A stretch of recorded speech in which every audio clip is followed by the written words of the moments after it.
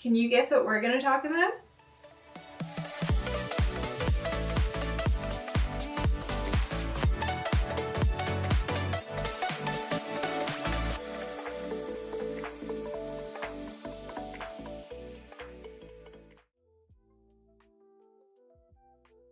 So talk about waiting on bated breath for the start of this next episode. Super amazing cliffhanger from the last one, which I mentioned before.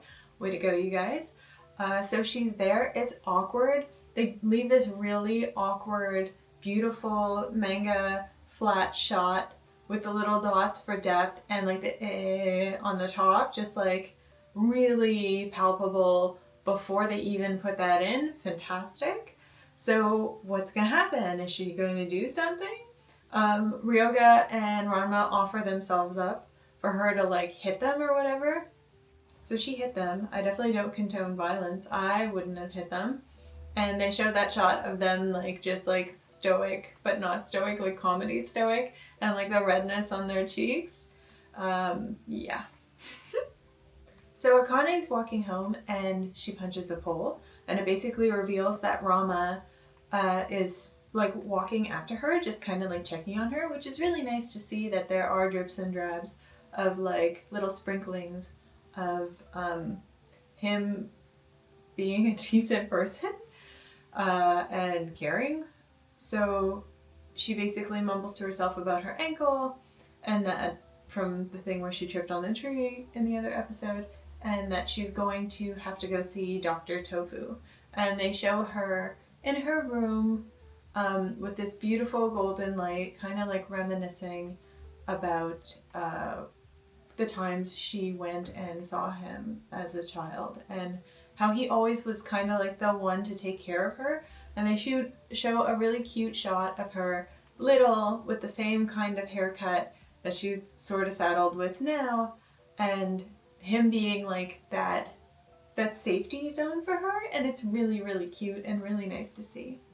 In her reminiscing at her as a small child, she remembers thinking that Katsumi was very feminine with her beautiful long hair, and there's this implication of a tie of femininity to hair length in Akane's mind, which of course there's also that link in culture in general, most cultures. So yeah. So Rama is still looking out for Akane even later in the afternoon. He's hanging out her window. They show a shot, it's really cute, of him hanging out upside down, kind of Spider-Man style, outside her window, being silly, because that's what he does when he's done something wrong or whatnot. And Akane responds by throwing a lamp at him. Not a fan, but yeah.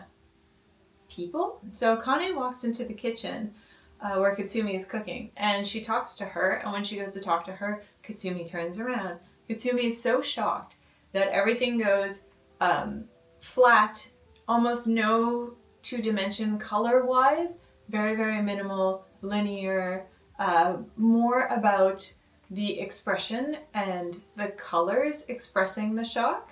And she was cooking at the time, and everything kind of threw up in the air and from shock, and then Rama comes in and catches everything. And she tells Katsumi, you know, made it seem like it was her idea, and that she thought it was time for a change, and if she could help her even it out. Basically, she helps her even it out, and it's very, very short. Shorter than necessary, in my opinion. I think even shorter than the original anime. It's almost like heart-shaped kind of short. I don't even, like, here. Kind of like that. Like, it's pretty, yeah, I don't know. I don't know if it's symbolism or what. Interesting choice. We see Akane walking to Dr. Tofu's to help with her ankle. And you see this beautiful, melancholic, cool toned sky in the background. And we've seen this throughout the episode thus far. And it kind of echoes her disposition. And she's walking, and Rama sees her, and he thinks it's her. He shouts out, and he turns to look her in the face, and her haircut is so jarring that he doesn't even really recognize her looking her in the face. Again, a little excessive with the scissors there, Katsumi. Yeah, and she basically is like come to terms with what it is kind of deal. Katsumi's at Dr. Tofu's and she asks him what he thinks of her haircut. And he says that it's very cute and you can tell it kind of hurts her because it's not really, not necessarily what she doesn't want to hear, but like that maybe he doesn't identify with femininity and the long hair and her coinciding. So he's adjusting her ankle, and then it's a shot of him doing that and her shin, and one teardrop just kind of like goes down her shin, and that's the shot. Really beautifully done shot, like smart, super smart. And in this moment, they play very beautiful melodic shamisen. I personally love the shamisen. I went to where I am. They had a Japanese festival, like a matsuri, in August, and they had some shamisen players. It was really lovely. But there's something about the quality not the quality, but there's something about the tone that that instrument can hit that is perfect for sad and or melancholic moments. Like absolutely, it hits like these notes that are unnerving, but unnerving in almost like an empathetic way. Like you feel for whatever is happening. Amazing. So as Dr. Tofu is sitting next to her, consoling her, Akane kind of like breaks down a little bit. She full on sob weeps, like almost a child letting go and giving in to her feelings. And the way they pose her and the way that it's shot, it looks very vintage style. Cool tone watercolors, almost all the color is washed out of her, and you see Dr. Tofu's chest, and he still has tone, and it's a warm tone, which again is very smart. So it's almost like she's sobbing for how he will never see her, and that the loss of her hair, and like everything kind of wrapped into one, like a very cathartic thing. Super, super smart, really great shot, and the way she's posed too is almost like a childlike way. Like I couldn't see an adult, like I couldn't see somebody who would go to their doctor, even if it's a very close family doctor, and like sobbing in that way on them, in that position. It's very, it's almost like a fetal position, but I guess it also echoes back to how much this hurt her. Super, super smart, great shot, and really well choreographed. So as this is happening, it pans to Ranma male and Genma as a panda kind of watching. Clearly Ranma has still been following her, checking on her that she's okay from a distance while giving her space. Way to go, Ranma. And Genma is stretching his face out and being silly, but in a quiet sort of way. And it's interesting because Ranma does the thing where he's silly, but he's silly expressively, not singularly to himself. So does Genma do that because he's uncomfortable or I'm not sure. It's almost like a learned behavior for Ranma, and Ranma picked it up, maybe it made him laugh as a child, and then picked it up as a technique to help other people feel better. And I also think it's very much like that because Ranma then punches Genma, like to stop that. So clearly, or maybe not clearly, but it almost implies that it's inappropriate. So as they're walking home, Ranma says to Akane, "Oh, you must be happy. Dr. Tofu said you were cute." And as he's saying this, he's very blue, like the whole thing is blue toned for him anyhow. He's usually a little warmer toned. So it almost implies that he's sad about it perhaps, or a little disappointed. So Akane says it doesn't really matter because she sorted out her feelings, and Ranma's like, "I forgot to tell you, that hairstyle looks very good on you." So Ranma's comment hits home with Akane. Obviously it was shocking for her because that's her expression, but it's interesting because they change, so everything goes flat manga, of course, but it's a pink, so it's like a pink with a slight bit of a blue undertone. So it's like it's warm, a little cool, but it's still a little bit of a warm shot. So is she warming up to him? I'm sorry, I couldn't help it now. Is she warming up to him?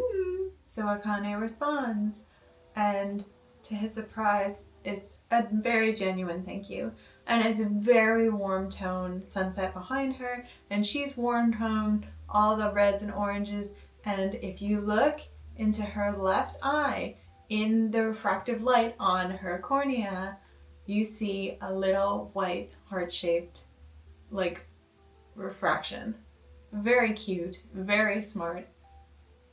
You guys are super smarty pants.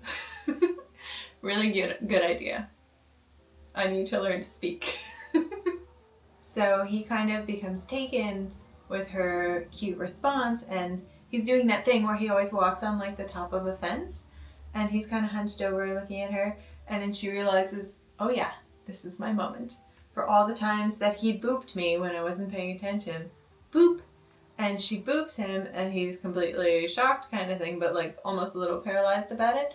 And slow-mo falls into the river, and it's very funny because it's flat and it's blue, and it's that shock blue, not the same as the one with Katsumi, but there seems to be an echoing of using blue for that, or these pastel-y shades of blue, and it's very funny. So as this is happening, they show a very beautiful tropical beach with hibiscus and a sunset and like this teal green ocean and this couple sitting on the beach in silhouette, and Ryoga walking, mumbling to himself that he's going to storm the dojo and force Ranma to fight him. This is clearly not Tokyo. I don't know where this is supposed to be. To me, it speaks of Hawaii, which is proximal in the way that it's on the other side of the Pacific. But it could be Okinawa because of that Hawaiian influence and all that. Could be, who knows, Fiji? I don't know. It's probably Okinawa. But yeah, silly Ryoga. Really cute shot. Ryoga finds the Tendo's place. He sneaks up on Ranma while he's sleeping and proceeds to attack him. He punches at him, and this very like lackadaisical just rolls over and punch, and then punch, and it's almost like more aggravating for Ryoga because in the nothingness of sleep he still can dodge his advances, like his punches. It's hilarious. So what happens? He yells to wake him up because clearly attacking him isn't working. And wouldn't you know it, Genma comes in as a panda. Why is he sleeping as a panda? Is it more comfortable somehow? With a sign because, right, he doesn't talk, and smacks them with the sign trying to get them to be quiet. And they go flying out of the window with like the hands and everything. It's quite hilarious. And of course, into the pond. So now we have Ryoga male, Ranma female. Ryoga makes it all dramatic with his declaration that they should fight. And Ryoga says, I followed you all the way to China. And then the lightning flashes, right? Gorgeous. Thunder, really cute shot, very smart. I like the darkness and the cool tones is almost like ominous. So very, very dark. Katsumi and Akane hear what's going on, and they kind of sneak around the dojo looking to find out what's happened. And basically they see like roughly something going on outside. So Katsumi hands Akane a dumbbell, and she throws it at a perceived intruder, I guess. And it hits Ryoga, and from the pain, it gets even flatter than we've seen it before. It's very smart because there's a lot of dots, a lot of jagged lines, like as in they don't continuously touch, and it goes straight orange, but like yellow citrus orange. So it's not warm toned. It's like flash, like a flash of pain. Really, really, really smart. I absolutely love this. And it's very pop art at the same time. It's like a silly, funny art piece. So this entire time it's been raining, right? Thunder, lightning, the whole bit. And Ryoga drops his umbrella because he's been hit with a weight. And he takes off, right? Because water plus somebody cursed by the springs is not a good thing. Ranma chases after him and sees this dog near Ryoga's pile of clothing in his knapsack and assumes it's Ryoga and takes him home. So Akane goes into her bedroom and guess who she sees? This is who she sees. And she sees him soaked and she's like, oh, what are you doing up here? All wet, da da da. And she scoops him up and she's like, oh, why do you have a lump on your head? And then it pans to the living room. And in the living room, you see Ryoga with whom he thinks is Ryoga, that super derpy looking dog. So Akane looks down at Pichon and is like, oh, don't worry, we'll get you some medication for that lump on your head. And she squeezes him into her bust and he starts to blush. And Ranma gets close and he's like, that's strange, that pig is blushing. And he's just kind of like staring at him. Ranma takes Pichon from Akane and goes, that's a naughty pig, because he was blushing, right? And then he picks him up and looks at him more specifically, and he's like, yeah, it's a boy. God, poor Ryoga. And Ryoga's so uncomfortable. He basically attacks Ranma, and Akane's like, what are you doing with the Yamada's dog? I love the little nod, by the way, where it's like Studio Ghibli Yamadas. I'll put a little thingy. So Ranma's so convinced that this dog is Ryoga that he goes and grabs a kettle and dumps it on his head, and nothing happens. Oh, Ranma. So Ranma's gonna go take a bath, and Akane's like, oh, could you take Pichon with you and warm him up too? And you get a flash of Pichon / Ryoga in like 8-bit pink, like stressy flash of like, oh no, what's gonna happen kind of thing, because it's not conclusive yet, right? So he takes him up and he like physically, I mean, Pichon's so cute, but Ranma like physically like is a little abusive with him and then forces him into the tub. I don't know if he's expecting resistance or what, and guess what happens? Ryoga springs up, but she's completely naked and he's completely naked and her arms are outstretched on his head. And I'm gonna have to blur this or like censor these photos. So basically he's eyeline with her chest and he's confused and he's kind of like, uh-oh, the jig is up. So he blamed Ranma because he pursued him to China.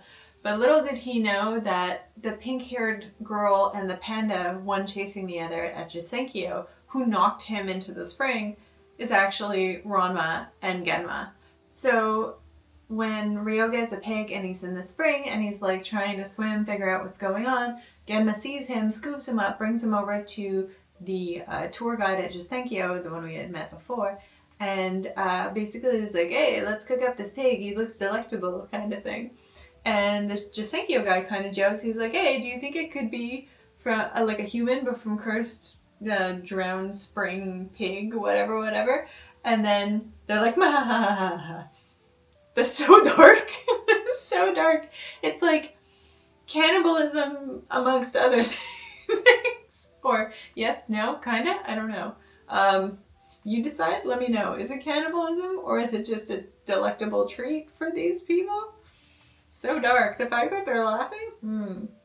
So they put him in, or they have him, Ryoga Pichon is dangling over the pan / pot or whatever, and then he goes into the boiling water, and of course he immediately turns into a human, and they have this really funny, like,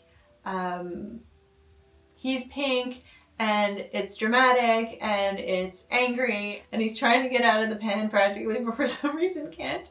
And then the Jisenkyo guy and Genma are like looking at him like, uh-oh.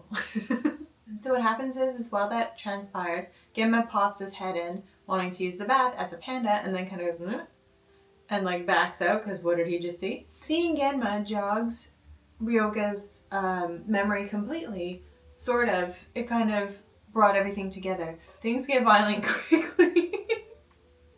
So Ryoga pursues Ranma, of course, and they're running down the hallway, and thankfully Ranma's wearing his shorts and a towel, and Akane sees just Ranma female pursuing Pichon.